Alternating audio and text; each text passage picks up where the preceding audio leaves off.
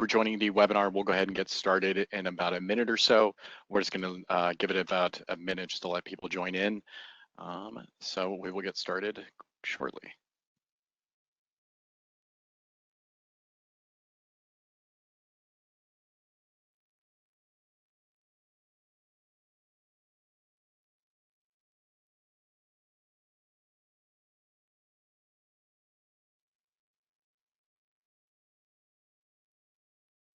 Perfect.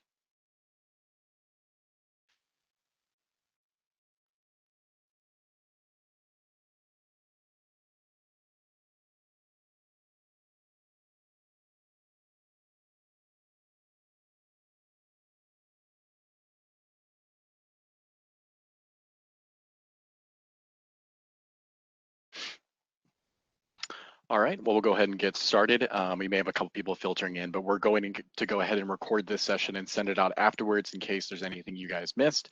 But first off, my name is Josh Sato. Thank you all for joining this event. We really appreciate it. We really appreciate the partnership as well. So I'm just going to go through a quick agenda real quick. I'm going to be covering kind of the positioning around, WebEx, some of the differentiators out there, and then we'll kick it over to Kurt, and his team will go over the A-Work SKU, how to position that as well, and then also how that faces up against, some of the competition out there. And then he'll also go through how to order that through CCW. And then we have Monique, who is on our CX team here at ScanSource, who's going to talk about some of the different incentives that A-Work has around the CX offering as well. And then lastly, we'll have Justin Longo, who's my counterpart here at ScanSource, who's going to run through how to get certified, and also on our NT and Cascade platform, just showing you what that looks like to make it very, very easy to order those SaaS subscriptions through. So again, thank you guys for joining in. My name is Josh Sato. I am the business development specialist for collaboration here at ScanSource. So just to give you a little bit of background on myself, I've been with ScanSource for about a year now. I didn't come with a distribution background. I actually came from a reseller before. So I have about 7 years of reseller experience before this. I started out working on inside sales and was covering mainly SMB out of the central mid part of the United States. Worked that for about 3 years and then had moved to a company called Software One, where I was doing only software, but was doing a lot of services. And with that company, I was covering the Southwest. So I covered about 4 states and was covering pretty much enterprise accounts or anyone who was emerging enterprise or larger accounts in those states. But mainly I was doing, like I said, services around software asset management, around kind of SaaS and subscriptions. So making sure that, your customers are getting the most value out of the subscriptions they're purchasing, because they're always looking at that total cost of ownership. What's it going to cost to get people spun up on it? So I was always going in, making sure to talk about the ROI. What's that return on investment? What are they really getting out of those products? And how is it helping with that people, process, and tool, through there in that workflow. So just to start off with, I know we've been going through kind of a large shift over the last 6 months when it comes to talking about collaboration. We have this kind of new normal, and I'm sure this is something you guys have heard before, but work is an activity and not necessarily a place. We've seen in kind of in our past, we've seen work is always going into the office, going in, talking to people and having those types of experiences. But because of, the COVID-19 and this pandemic that's happening, it's requiring this kind of new way to work. And our customers need to have kind of a different outlook in figuring out how do we get people to work from home in kind of this evolving workplace. But another challenge that they're really facing with is this is kind of speeding up that digital transformation of those businesses. They were probably looking at or had some kind of a hybrid model before, maybe of people working from home, but really this sped that up because they had to include this because of safety measures. So there's a lot of end users that are having challenges with the business continuity of getting people to work from home, picking that right solution, finding the one that's going to make it as easy to deploy, also while giving them a good ROI. So there's not really a great, one fit for it. So that's where we have to really understand, what are those business problems that we're really solving there with collaboration? How can we work with our clients along those lines? So in the next slide, I want to talk about, what is the modern workplace and what is this collaborative, kind of an agile, integrated, atmosphere look like.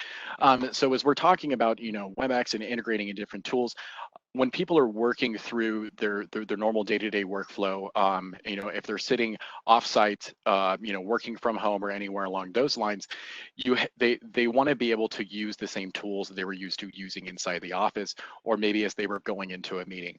So if someone's going into a meeting, if they're sharing stuff through, Microsoft 365, for example, if they're using Excel, if they're using PowerPoint or any of those tools, you have to have a platform that has the ability to integrate those in, because then you have this disparate of tools. You have people using different tools to collaborate or even communicate or even hosting, some of those file sharing or whatever else it can be. But the other having to switch between two different or multiple different applications just to find the information, and that takes extra time away from them where they could be spending it concentrating on the forefront of the business.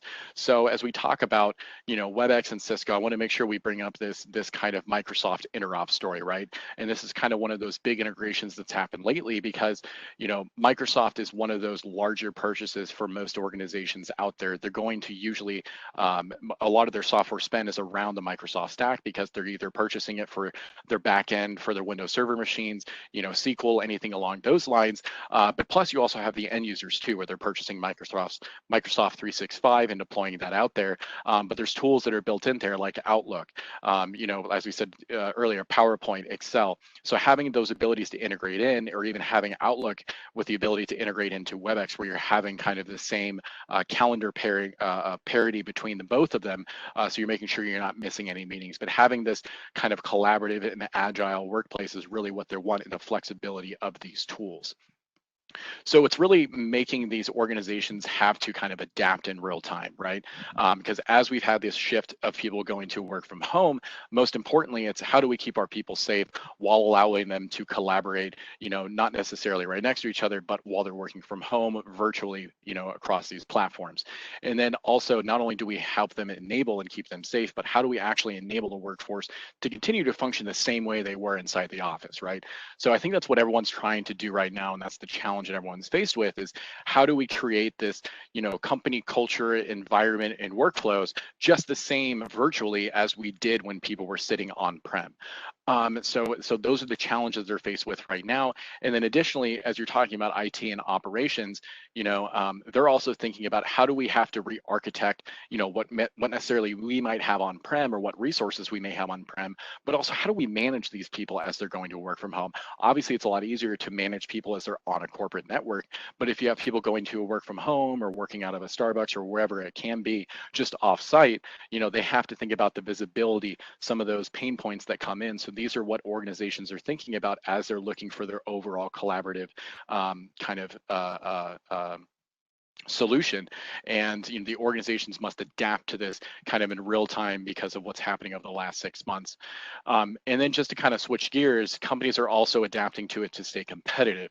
So I always like bringing up the example of Twitter and Facebook. If you've seen them in the news lately, they've been talking about how do we go back into the office while still keeping people kind of socially distanced. But at the same time, we've also seen that a lot of these kind of tech companies are also switching to more of a virtual type of a work experience, right?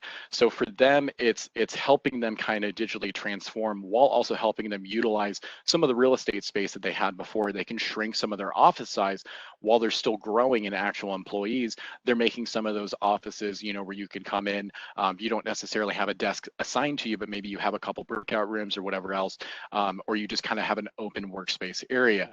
But what this is also doing is it's creating additional recruiting opportunities for the organizations, right?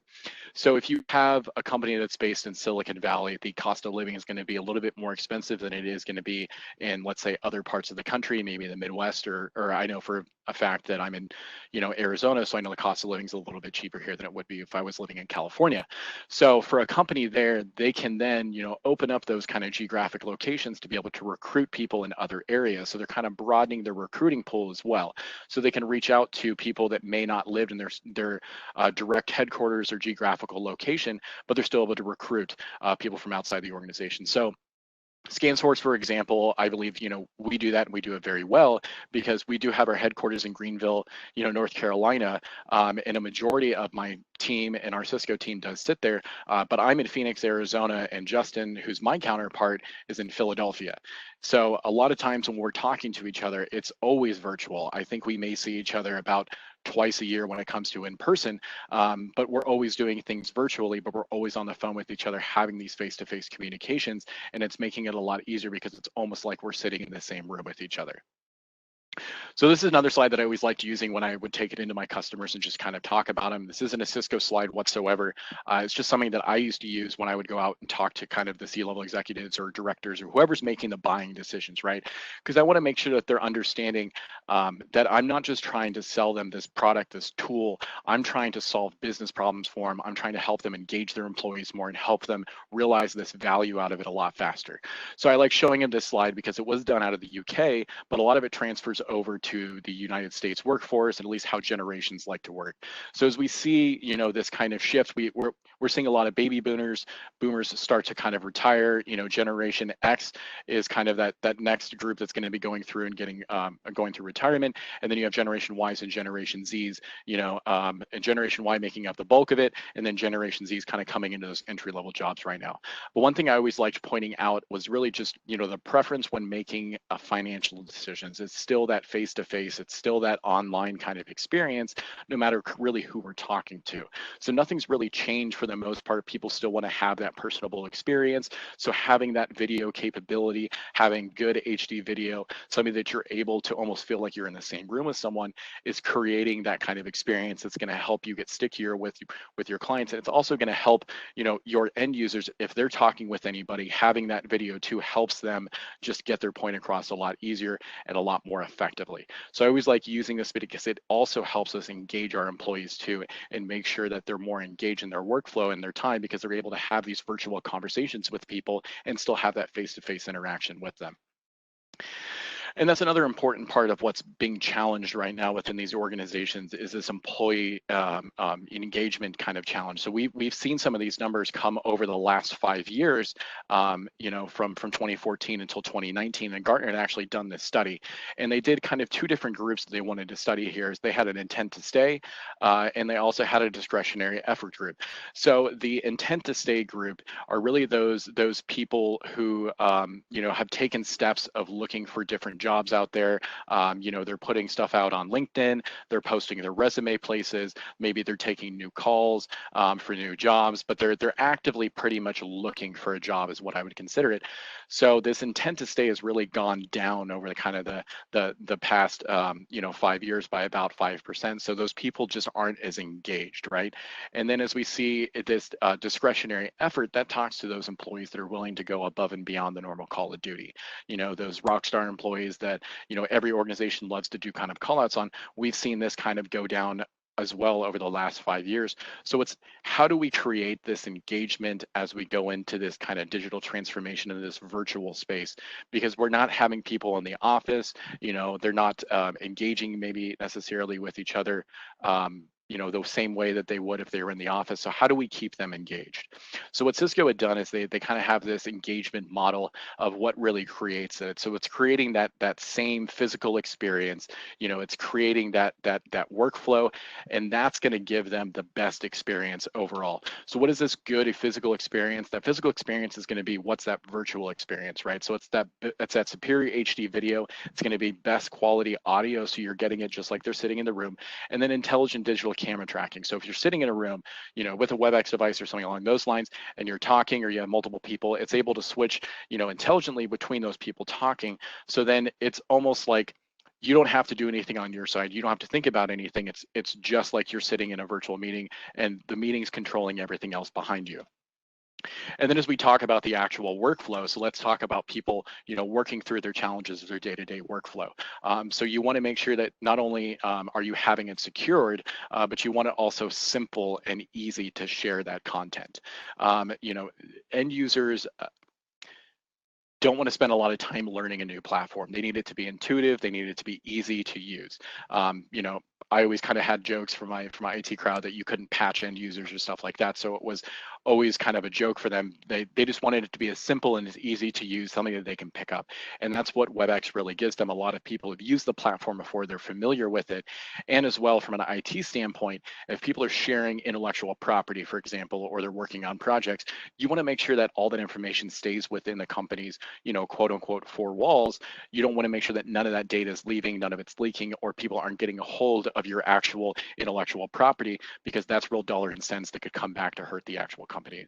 And then when we're talking about, making that consistent kind of content sharing and ideation rooms, and then you have some AI assistants built into it and some AI capabilities like the WebEx voice assistant and the people insights, where people are using some of these, for example, for kind of different means. So as we talk about some of these cognitive collaboration tools, there's not necessarily experience workflows, but there's stuff that IT can actually utilize these to help with some of this, social distancing, for example. So on the cognitive collaboration side, they have what are called people count. So if you have an office, let's say you're having people go back into, and you want to limit, how many people are sitting in a confined, enclosed area, you can talk about, hey, what is this? Conference rooms made for about 10 people. We want to make sure we limit it to about 4 just for social distancing standards. So if you have people come into the room, you have this people count that's able to count how many people are in the room. If it's counting there's 5 individuals in the room, it can send up a warning message and say, hey, we've limited this to only 4 people. Here's a different room for you, for example, or you'll have to go to a different space or whatever else it can be. So then you're not having IT having to kind of police what's going on. It's able to do it intelligently, like it by itself. And there's other kind of AI capabilities that's baked in there, such as intelligent calendaring, like I was kind of talking about before, which we'll kind of talk about a little bit later. But as we mentioned before, integrating collaboration in with productivity tools like Word, PowerPoint, Excel, because you're keeping people in that same platform.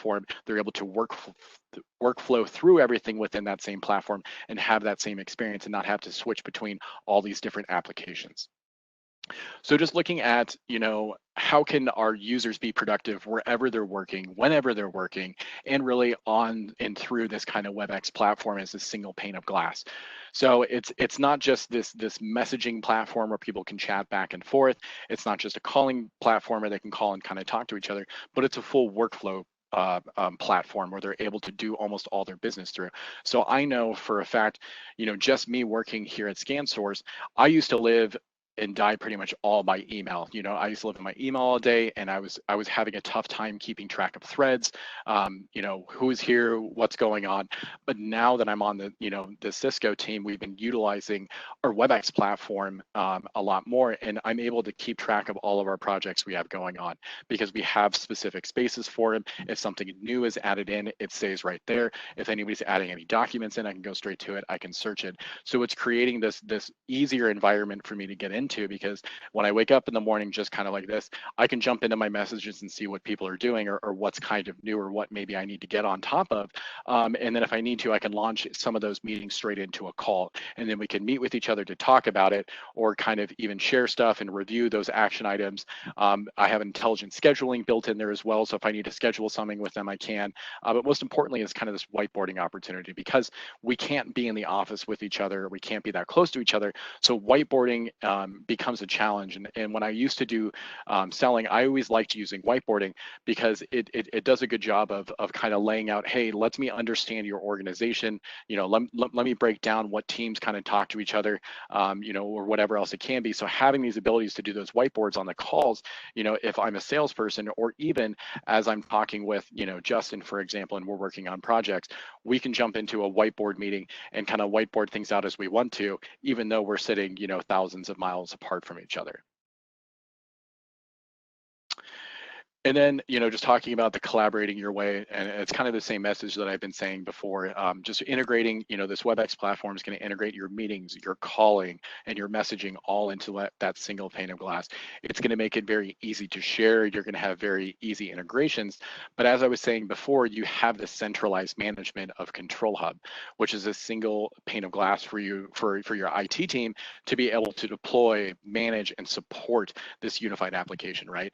So as we as we have, challenges for IT, they want to see, as people are working from home, hey, how productive are they being? How many meetings are people going into? Are they actually utilizing the platform? Or even from an adoption standpoint, right? If I'm making a large purchase of software and I'm deploying it out to my entire organization, I want to make sure I'm getting the most out of that. So Cisco has these built into Control Hub that's going to give them some of those opportunities to go in and see what this adoption is, right? So that's another use for it. And then, as we talked about, integrate enterprise grade security and compliance. So as we're talking about, data loss prevention, for example, and I've done, demos of these for our partners. And if you guys have a need for it, I'd be more than happy to do some demos for you as well. But of the actual data loss prevention portion of it. So I know when I was working in the past, I used to have a mortgage company that I would work with. They would chat through a pretty much an IM or instant messaging platform, kind of like Webex, back and forth with their end customers or people that were doing these loans, right? So for them, they didn't have any type of data loss prevention things put in there. But looking at this now, this is where these would be great opportunities for them to be able to put some of these data loss prevention kind of compliancy concerns in place.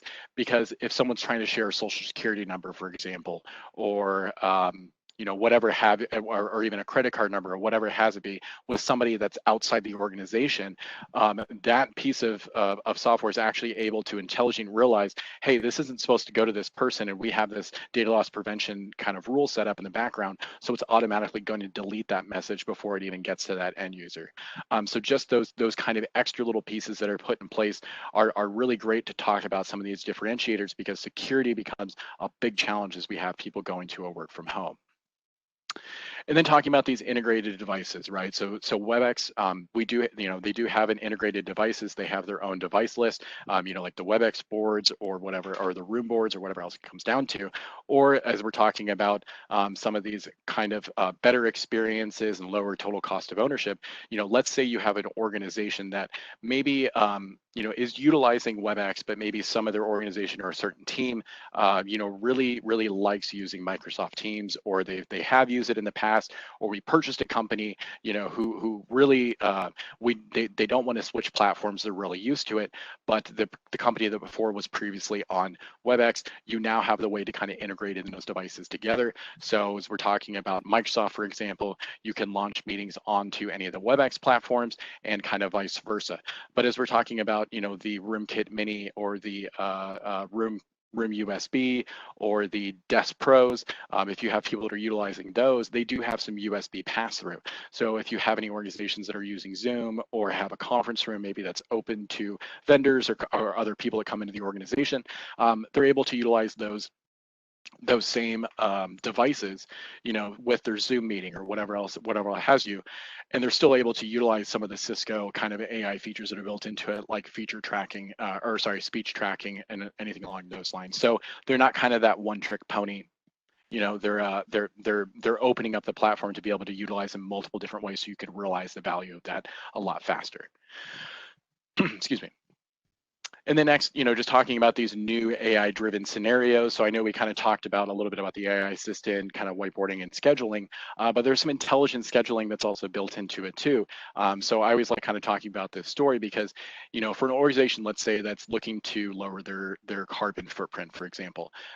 Let's say that all their conference rooms aren't used at the same time. Maybe they have some kind of IoT devices in there that have some intelligent kind of room temperature monitoring.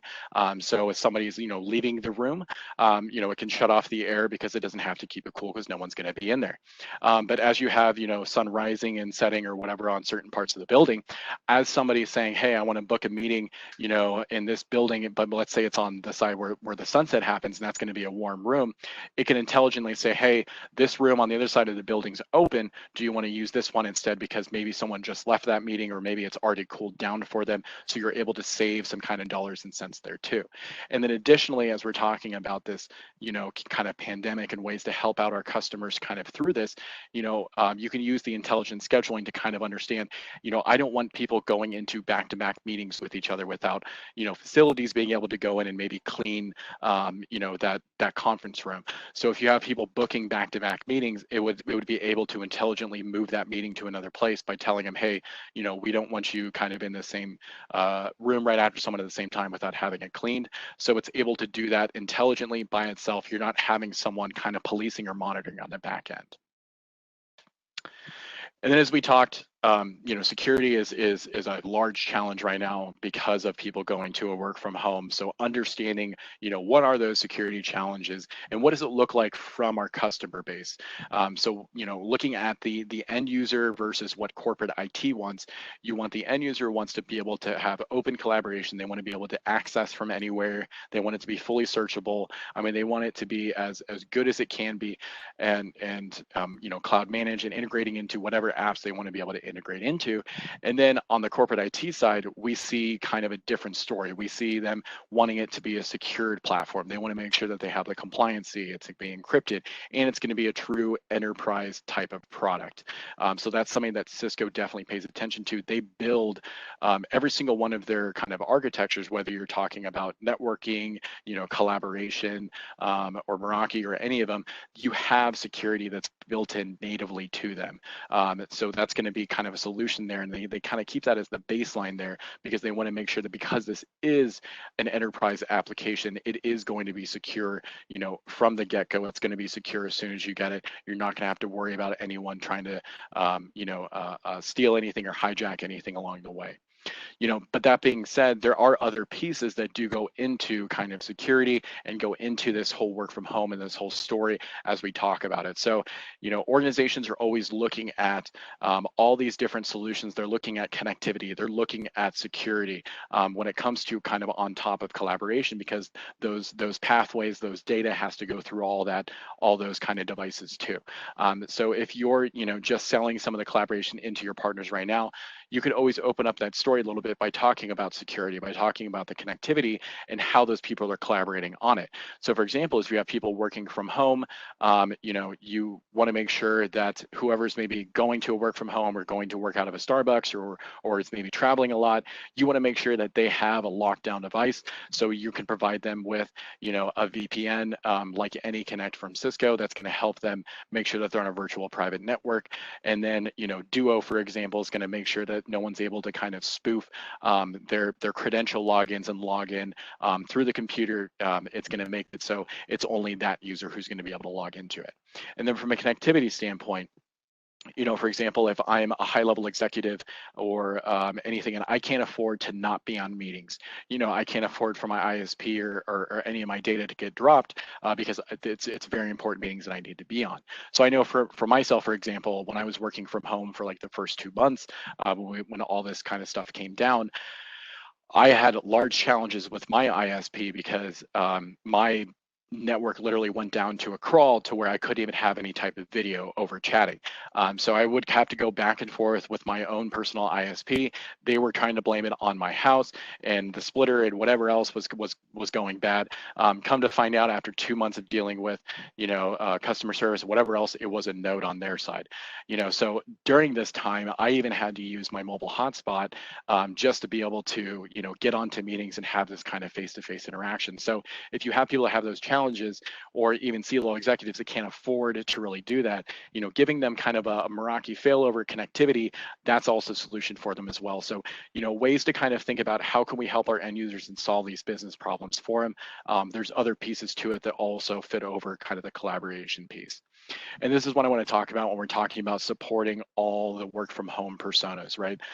So we have that traditional kind of, hardware user who's going to be that work from home person. They could be executives or, client facing employees, but they're going to have those kind of hardware devices like a DX80 or a Desk Pro or an IP phone. But they're still utilizing, that Webex platform to be able to collaborate and communicate. But we want to make sure that we're locking down those devices too, making sure that those people that are logging in from home say they are who they say they are. So you can have Duo on there, or you can have Umbrella to overall protect people from, any internet intrusions that may come in. And then we have our kind of software users. So these are our field employees, and this is what I used to be, was kind of your road warrior, right? So was benefiting from having the all-around kind of software solution. I was able to have, my collaboration device on, or my collaboration software on each one of my devices. And because I was working, in the field, I actually didn't utilize so much on my laptop as I did my mobile phone. I was living pretty much off my mobile phone for the most part, but having the ability to launch meetings, share content, get content and download it straight to my phone right away. So then if I had something where I was like out at a customer and they mentioned something that I knew, I had a presentation on, but maybe it was back on my laptop. If I had it sitting in one of my team spaces, I could download it straight from there, pass it over to them, or even present it from my phone. So that's an example too. So making sure we're locking them down with some type of VPN, right? So as they're going to having these conversations, if they're on a public network, we're locking down that network. And then as we talk about those cloud users, so these are employees in charge of kind of that, or sorry, so these are employees that are going to be on those cloud-based applications that may only have mobile devices on hand, or any of those lines. So maybe they could be warehouse workers, but somebody who's still able or still needs to have this meetings, messaging, and calling platform, you still need to lock down those devices too. And for IT, it's really about building that kind of scale and security and making sure that they can also provision and orchestrate everything as they go through it. So just as you talk about WebEx and talk about this work SKU and going into it, just remember that there's more architectures that go behind it. And we're here to help you guys through that journey too. So if there is an interest to sell any of the, kind of beyond the collaboration scope, just to make sure you're selling the whole solution to your partners, we're more than happy to help out with that. So I will go ahead and wrap up my portion here, and I will kick it over to Kurt and his team right now. So let me go ahead and stop. And I'll pass the ball over to Kurt. Perfect. Sharing my screen now.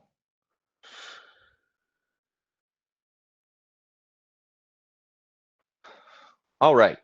So my name is Kurt Niebel, and I'm a sales business development manager on the Global Calling Sales Programs team here at Cisco. And today I'm going to give you an update on our new offer called Webex Work. So first we'll just kind of talk to the offer, why we created it, and then we'll go into a little more detail as far as discounts and offer details and what it looks like to place a quote in CCW. So Webex Work is a collaboration bundle. It includes Webex Calling, Webex Meetings, Meeting Center 1000, and Webex Teams. And there's some additional things included with Webex Work as well at no additional charge, like Pro Pack, unlimited storage, and some audio options like IP audio, CCASP, and pull named user. So what makes Webex Work different from other Cisco offers in the past is the ability to really flex up and flex down as a customer, right? I know we talk a lot about this in the past, but this is truly the first offer where that can happen, right? A customer or a partner can go into Control Hub and they can add users on the fly as need be, right? There's no more need to have someone go in CCW, create a change, modify. The customer or the partner can add users or decrease users at will, whenever they need to. And the way that we do this is by having two types of users. We have committed users and we have uncommitted users. And committed users are very similar to what you're used to today. If you're selling, A-work, a committed user, has a subscription term and they're in that term until it ends, right? So if, let's say there's 100 users that are committed, they will be 100 users for the life of the subscription unless they want to add more, right? You cannot decrease. Uncommitted customer can go in and add users, can subtract users, whether after a couple days, a couple weeks, a couple months, and they can, immediately after that, then flex back down. So a lot of flexibility, and we'll talk a little bit more about that in a minute. So you can see here we have a Cisco suggested price to a customer. Now this is obviously not something that we typically do at Cisco, but with this being really aggressively priced, we wanted to put something out there. Obviously partners can price it out however they need to, but this $19.95 plus PSTN that we have here is actually based off of the partner price with hunting. So if partner has hunting slash OIP, they will get a 30% discount, and the price to them will be $14.95. So that $19.95 is based off of that partner price. Now with Webex Work, we also have some add-ons as well. We have common area phone licenses, Webex Events 1000, some additional audio options like Bridge Country Callback, International, Committed, and you also have the ability to add on Webex Teams users as well. So the bundle includes calling, meetings, and Teams, but if a customer has some users that don't require meetings and calling, they can go ahead and add those additional Teams users on. Now, who is the target market for Webex Work? So 1,000 users and under is the target. We're really targeting that SMB to mid-market. And it is specifically Webex Work for greenfield accounts. So actually, if a customer already has a Flex subscription, they are not eligible for Webex Work.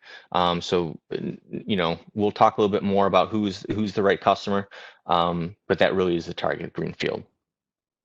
Also, from an availability standpoint, Webex Work is available in the US, Canada, APJC, which is most of Asia, and also, even though it's not on here, just last week we rolled out LATAM. So except for Brazil, which will be coming in the beginning Q1 FY21, we have a majority of our countries live with Webex Work. And then also something to keep in mind, there is a Webex Work FedRAMP that we're working on that will be available later in the year. So stay tuned for more information on that. Now, from an offer details perspective around Webex Work, there is a new top-level SKU, and that is A-Work. There are named users, but there are no EA users available for Webex Work. Currently, it is only named users. I mentioned target market is 1,000 users and under. There is an exception process, however, for larger customers if they're interested in Webex Work. And the reason we created Webex Work is a couple of reasons, really. The first is to drive the single platform advantage. I mean, when it comes to meeting, calling, messaging, all in one seamless experience, no one can do it like Cisco can, right? So taking all these applications, putting them in one bundle for our customers to digest is a great way, to get people using it. We also wanted to simplify things for our sellers and for our partners. So the bundle will offer, simplicity when it comes to transactional velocity, right? It's all about getting these deals, especially these smaller deals, out quickly and being able to start work on the next one. So another way we're kind of helping partners with that is there is partner differentiated pricing, which I mentioned, the hunting, which will give you an additional 10%. But we have simplified that. So there's a fast turnaround and no AM approval, I believe, on sub $150,000 deals. So, you can get that pricing right away, get it out to the customer, and then focus on other things instead of waiting, sometimes, unfortunately, too long to get approvals. Some things to keep in mind, though, since Webex Work does have really aggressive pricing, there is no trade-in. So there are no purchase adjustments, and there is no back-end VIP. So they'll be talking a little later about the lifecycle incentive program. So that is a great way to make some money on the back end when selling Webex Work. So make sure you're utilizing the lifecycle incentive program. And then at the bottom, we have add-ons, which we have already spoken to. But we also have future phases, right? So we're going to continue to add more features and add-ons to Webex Work. As you can see here, Webex Assistant for Webex meetings will be available shortly. We also have Webex Contact Center, which will be available either Q1 FY21 or the very beginning of Q2. And this will be great for customers, especially with seasonal contact center needs. They'll be able to flex up agents, and then when they're no longer needed, they can flex back down. We're also going to have extended security pack with Cloud Lock and Duo, along with solution support and distributor marketplace as well. And all these will be coming over the next, I would say, quarter and a half. So who is the ideal Webex Work customer? So we have a couple of good examples here. Obviously, Webex trials is a really big thing right now with COVID-19, the huge surge we've had in Webex trials for meetings and for calling. And a lot of these customers or potential customers are starting to come to the end of their trial. So Webex Work is a great offer to be talking to these customers about. Obviously, things have changed. with their businesses. They've needed to adapt. Webex has helped them by making their workforce more mobile. So Webex Work offer is a great offer for them. It's going to give them everything they need for their users to work remotely, to work from anywhere, and have a great collaboration experience. Then obviously we have new meetings customers, new calling customers. That's really what we're focused on and targeting with Webex Work, is these kind of net new customers that don't have existing Flex contracts. So obviously any new meetings or calling customer, let's make sure we're having discussion on Webex Work. And then lastly is existing on-prem calling customers. So there's millions of on-prem customers still around. A lot of them are looking to move to the cloud. So this is a great way for them to do that at their own pace. They get Webex Work. Maybe they start off by migrating all their meetings to the cloud, and then they can kind of slow roll their calling as they see fit, right? And with the aggressive pricing with Webex Work, they have the ability to do that now. Another thing to keep in mind when you're talking to your customers about Webex Work is make sure you are expanding the opportunity. So a couple things. First, hardware as a subscription is now available. So whether it's phones or a Webex room device, a lot of customers are hesitant to have large CapEx purchases, especially right now with all the uncertainty. So being able to purchase as hardware as a service is a great option for them. We also have the Webex room devices. Webex Work is all about calling and meetings, so making sure your customers have that first-class experience. And another thing to keep in mind as well is there is a promotion going on with the Webex room devices. It's called a 2 for 3. So purchase 2 Webex room devices and you get the third one for free. And then lastly, headsets. UC endpoints, we want to make sure that our customers are optimizing their experience. And then lastly, add-ons, right? We talked a little bit about these, but make sure when you're talking to your customer about Webex Work, you also mention, events 1000, common areas, your contact center coming soon. They don't necessarily have to purchase anything right off the bat, but they can always get them later. And then really quick, this is a slightly outdated slide from June 29th, but this is just showing as of June 29th where we are with the Webex Work Bundle. And we're really happy with the results. We had on the 29th already over 200 quotes.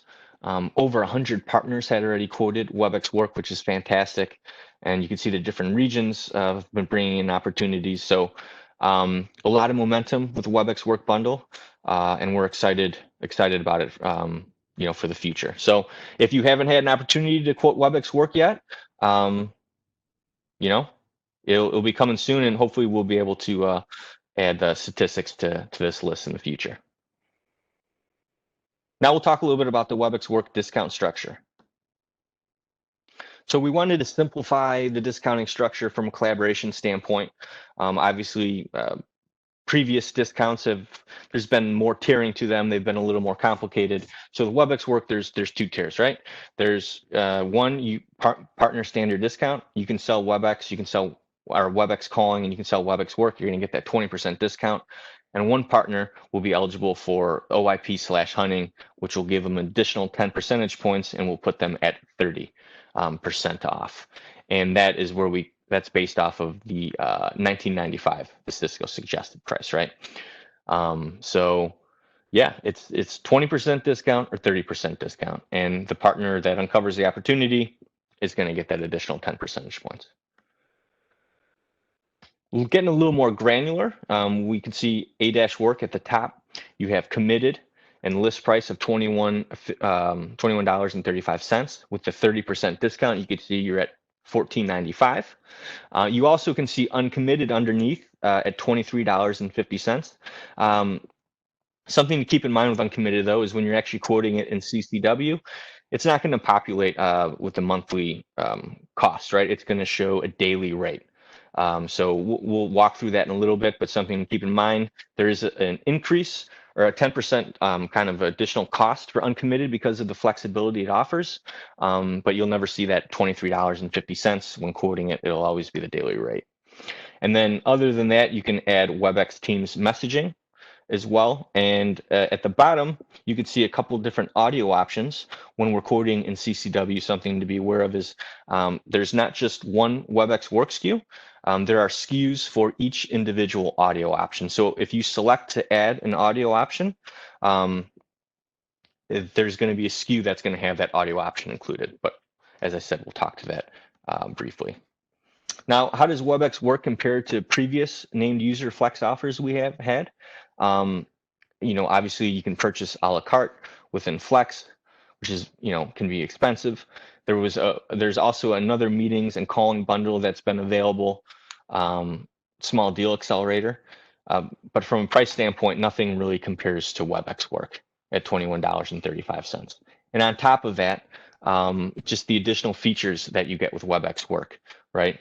Meeting participants is at 1,000. The previous bundle was at 200. There's also the uncommitted options for flexibility. Unlimited recording storage is included, along with ProPack, which typically has an additional charge associated with it. So wanted to include as many things as we could in this bundle, make it as aggressively priced as possible to just get it out to the masses. And then how does Webex Work stack up against the competition? Forgive me if any of these prices of the competition is not exact. This is a little over a month old, but from a price standpoint, extremely aggressive. And then again, just the features that we offer that the competition doesn't, right? 1,000 meeting participants. The next closest is Zoom with half that. You have contact center that will be available soon, and that's going to be a great feature. And then also the advanced security, the compliance and the analytics, and the unlimited cloud storage. And then lastly, just to go over committed and uncommitted one last time. Example would be, let's say you have a customer and they purchase 100 committed users, right? The customer is going to get to decide if they want to be billed monthly, annually, or prepaid, but they will be in that contract for the extent of the term. Now, let's say they need to add 50 users because it's busy season. They can add 50 uncommitted users in Control Hub, and they can keep them there for a couple weeks, a couple months, however long they need them, and then they can immediately flex back down to 100, or maybe the number's grown and maybe they need to keep some additional users, right? You can always take uncommitted and you can make them committed if you need to. But uncommitted is always billed monthly and it's billed in arrears. So that's one of the main differences as well, outside of the daily rate, which we'll talk about here in just a minute. So ordering Webex Work in CCW. If you're familiar with ordering A-Flex, then you're going to be very comfortable. So as you can see up top, this is going to be for a committed quote. You can see A-Work is populated.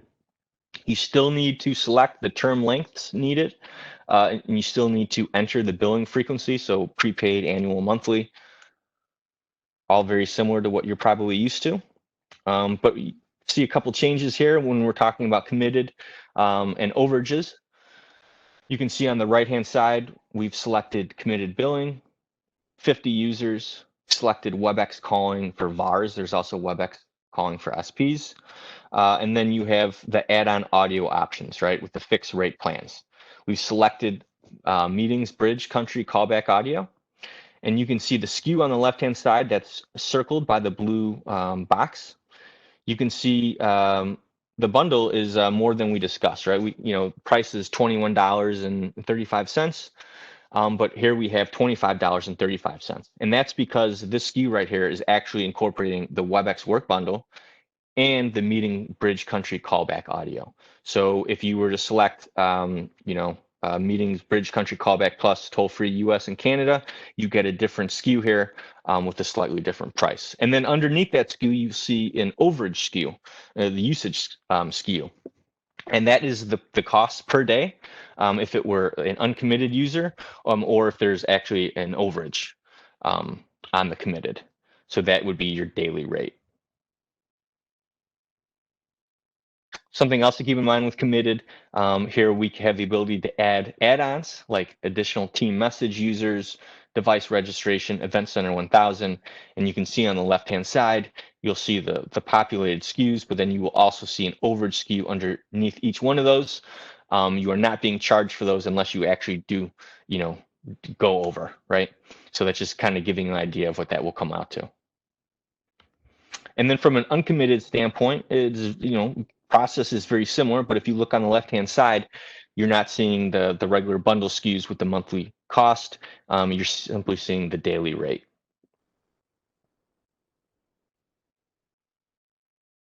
And with that, if you happen to not be a big fan of CCW, maybe you're not in CCW very often, so you just don't feel comfortable with it. We do have another tool called the Quick Pricing Tool, or QPT.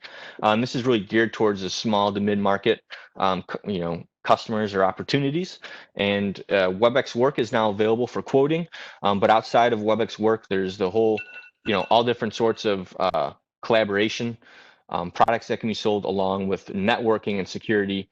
Really anything kind of simple IT related is available in Quick Pricing Tool.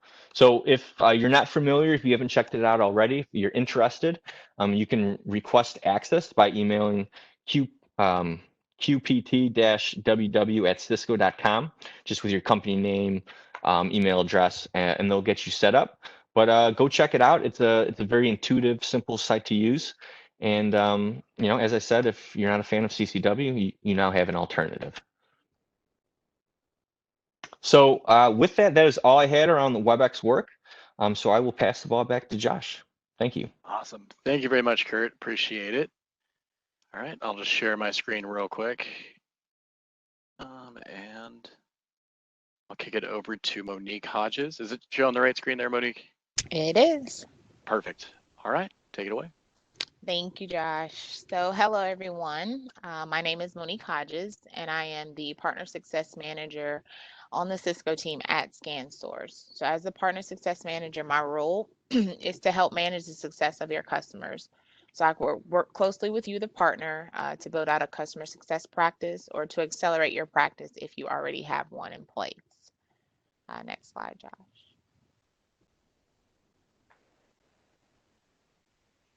So I believe that we all understand the value of CX, but I think this one matrix here to the left is really powerful. So it says that the cost to acquire new customers is 6 times more than to retain them. So this makes customer experience a must. When the customer fully understands the value of the product that they've purchased, they're more likely to renew. So are we engaging with our customers to drive solution adoption and consumption, which will result in higher renewal rates, upsell or cross-sell opportunities, and creating customers for life? Next slide.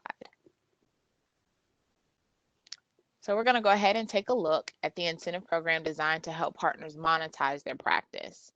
Okay, so CE specialization was designed to help partners with advanced architectural specializations realize rebates for driving adoption. So once a partner gets accepted into the program, by demonstrating they have a CX practice, rebates are available for software transactions over 50K. So the partner is required to create and submit a customer success plan that outlines realized business outcomes as agreed upon by the customer. So if we take a look here on the slide in the middle where it says rewards for driving, adopt continuum, and deal customer size. So you have the, just take a look at the small one that's 50K to 499K. So if you create a customer success plan that consists of your business outcomes and KPIs, so your business outcomes would be the reason why the customer purchased the Webex Work bundle. Okay, so then 9 months comes around and those business outcomes have been achieved, successful business outcomes, you'll receive the 15K for a total of 20K for the customer success plan and the successful business outcomes. Okay, so again, that customer success plan will need to be submitted within 90 days of booking, and the business outcomes will need to be achieved and documented within 90 days of submitting that CSP to receive compensation. Okay, so the number one question that we get from partners is how can ScanSource help? So we ScanSource are CE specialized. We will help coach you on how to create a business plan and provide both templates and action plans to help build out your go-to-market. Furthermore, we can also help coach through the application process so the partner can start taking advantage of Cisco's CX incentives, which will help jumpstart and fund the practice. Next slide. Okay, and so lastly here we have several different resources surrounding the WebEx adoption.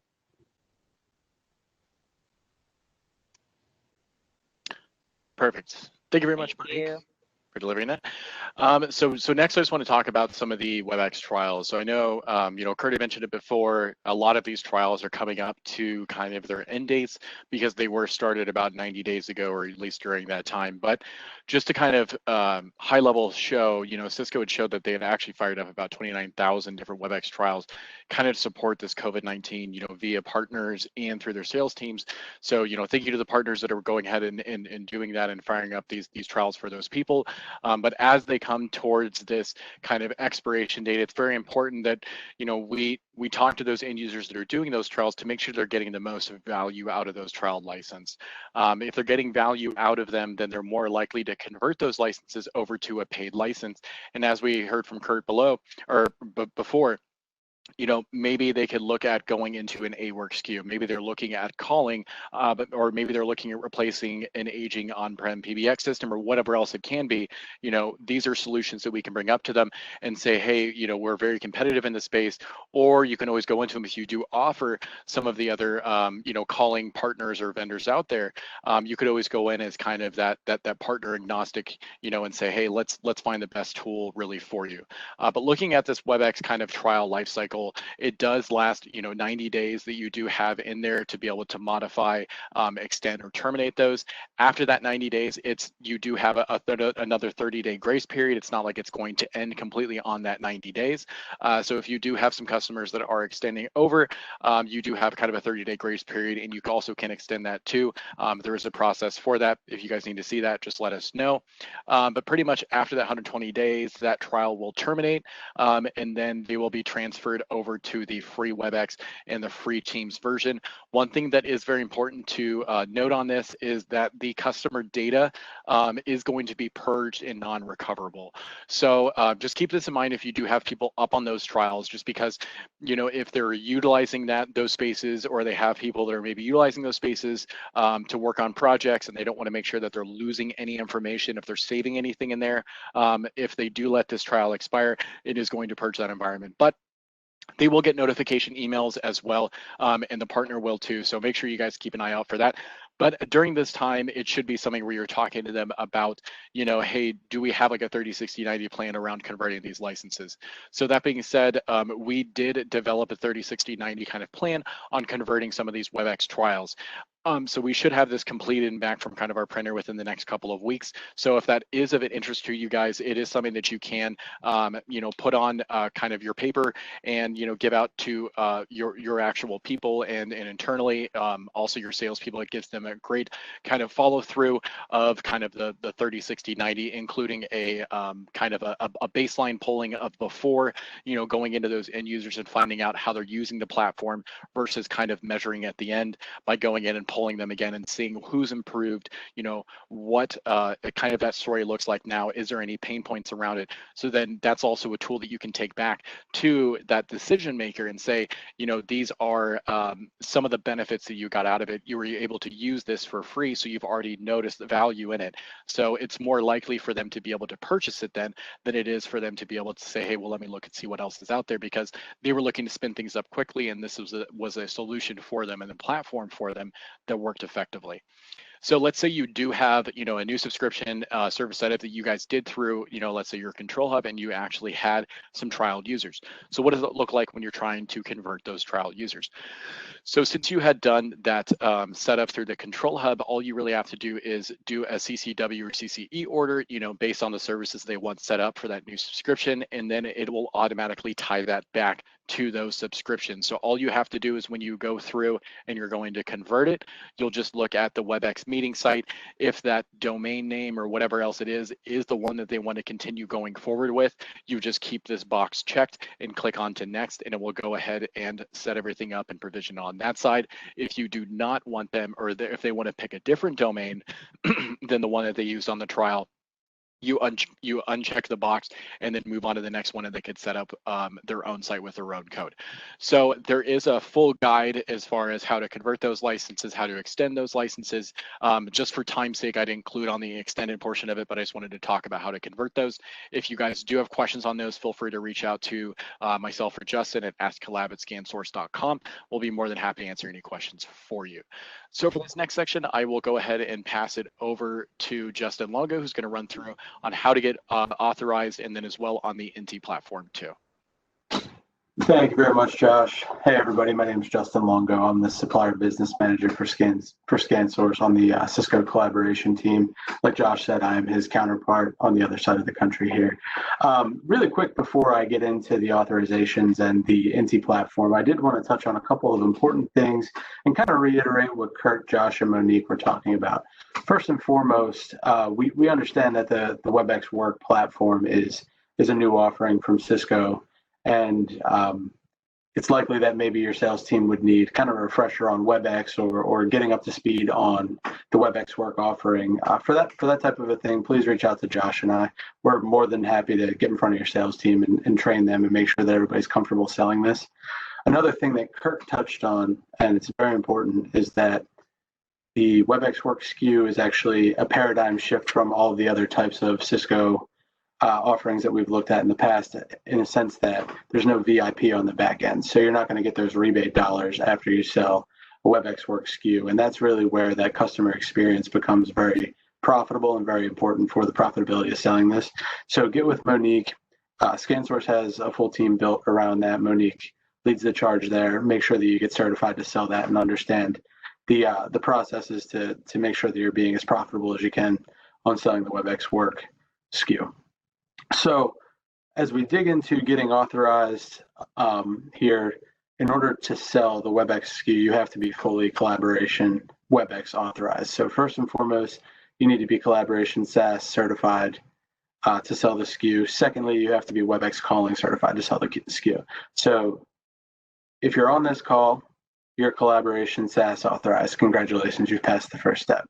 The second portion of that is the Webex Calling authorization, and this actually used to be a pretty large barrier to entry in order to sell this stuff. It used to actually be a $9,000 certification from Cisco, where you'd have to go and take a week-long class. It was 40 hours on site, and then you'd have to go take a proctored exam in order to pass it, and then from there you could sell calling. Cisco, fortunately, over the last couple of months, changed the process to where it's a $0 cost of entry. The courses are free, the training's free. There's 2 people that can take it, and it can all be done virtually. So the process now is you sign up to take the class, it's $0. 2 people get through the class. 2 people take the test. Once you pass the test, it's about 40 questions. Then you can go into the PPE tool in CCW where a partner can manage all of their programs. And you sign the addendum for Webex Calling, and then you're authorized. So 24 to 48 hours from there, it should show up in CCW and in the partner locator tool as being authorized to sell Webex Calling. And from there, you can start to quote the Webex Work bundle. So it's as simple as that. It's free. There's all the investments that you've made so far. There's no financial investments required anymore. It's just go in and take these tests, and then you can be off to the races on Webex Calling. So something that's pretty exciting for us that we're starting to talk about a little bit more at ScanSource, and we can finally talk about, as we've been working on it for a couple of years, is our Cascade platform for SaaS. So a couple of years ago, we acquired a company out of the UK called Inti. Inti was a Microsoft distributor, and they prided themselves on their Cascade platform, which was able to transact, quote, order, provision licenses all on the portal. So ScanSource purchased them back in 2018. Since then, we identified Cisco as the #1 supplier that we need to make sure we have this offering for. So after a ton of work and a ton of validation, we're finally to the point now where we're ready to roll out Cascade to our partners and go live.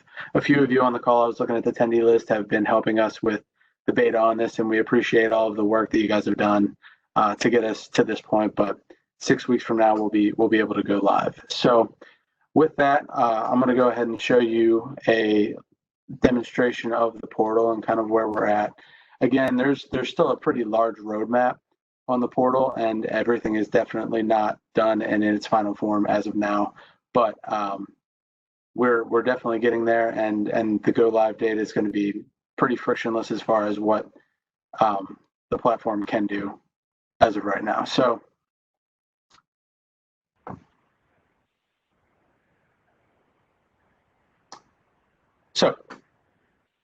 this is the Cascade portal. When you sign up as a ScanSource partner, which you all are, you'll have access to the portal. When we launch the portal, we'll give you the link. And there's going to be a couple of different levels of authorization for this. So your ordering team, for example, could have access to all of your past orders, but if you're a sales rep, you might just have access to the orders that you have, so that way you can't go in and modify other people's orders that you may not have been granted access to. So when you get into the portal, it's important to know that right now we're not able to quote hardware. That is the first thing on the roadmap, though. So by the end of August, we should be able to quote hardware on this as well. But for now, you can quote Collaboration Flex, Contact Center, and then a couple of the security offerings as well, AMP and Umbrella. So in order to do that, you would go in the CCW, you would get a deal ID. For this one, I'm going to use Brad Auto. You would plug in your deal ID to this tab here, and this is going to be auto-populated with your account number, and then you just hit search. So it searched for the deal ID and it pulled it up, and it brought everything that CCW has in there information-wise to this screen here. So you can click here on the line number, and it essentially is asking you what portion of this bill of materials do I want to quote, except for, again, the exception of this one, because this is hardware. And for this one, you'd have to go through the normal channel, reach out to your ScanSource account team, and we can quote the hardware for you for now. And once we get it up on the portal, you'll be able to quote hardware on that as well. So for this one, we have a Flex quote.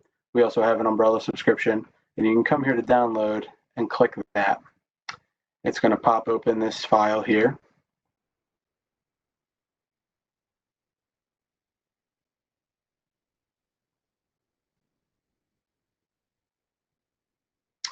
And from this point, you will have a quote that looks exactly like the quote that you would get from our Collaboration Flex today.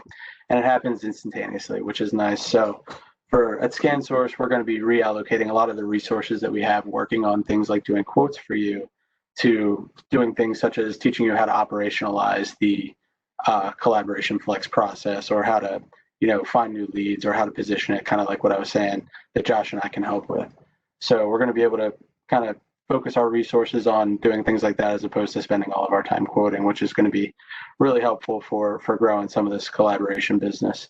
So after you get your quote and you decide that you want to order, you come down here, and as opposed to sending a PO to a mailbox, you can actually place the PO directly through the portal. So you can type in PO number 1234567. Your usage email is going to be the email that you want to receive the usage reports at the end of each month. So I'll do my email here, justinlongo@scansource.com. And for here, you want to pick your requested start date, which you want to be within 30 days of when you're going to provision the licenses. So I'll pick tomorrow, and then I'll accept the terms and conditions up here, and I'll hit submit. So at this point, this is, instead of sending in a provisioning form that you would normally send in for a Webex order, you can actually just type in all the information here. And depending on the type of order that you're going to be submitting, it's going to be the type of questions that they're going to ask you. So for this one, I'll put in my email, as I am the reseller.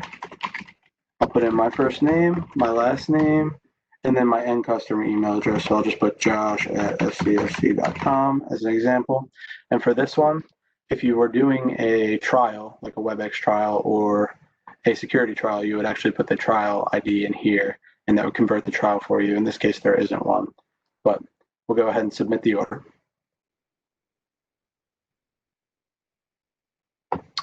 And if you look here, it says that your deal ID has been submitted to Cisco. And you can come in here. There's going to be quite a few options here. They're going to look different when we actually roll this out, but it's going to be some options for you to check on old orders and things like that. You can click in your previous orders tab, and you can see that the order that you just placed is under review with our team pending the subscription check, and it's going to be the statuses are going to be either PO submitted, and when you know it's completely done, it's going to auto-populate your web order ID here, and that's how you'll know, and you'll get your provisioning email from our team. So one more thing that I wanted to show you guys on this is the process of doing a modify order. And it's just something that we found recently with this, and it's a really nice feature. So this is going to be a separate deal ID. If you do a modify order, you can search your deal ID here, and you can actually see where the modifications on the bill of materials has been. So from this point, you can see that you added more TP room licenses or more Jabber licenses, or you subtracted 519 session licenses here. So it just makes it gives you a really good visual on kind of what your subscription is doing and how you can flex up and flex down. So that is pretty much it for the Cascade portion. We do have a few more minutes left that we could answer questions, but kind of going through the attendee list, we know that we've been hitting you guys with a lot of webinars lately, and we're really kind of excited that you guys are supporting us the way that you are and attending all of our stuff. So we appreciate the partnership with you guys as always. And if you have any questions, please put them in the chat and we're happy to answer them.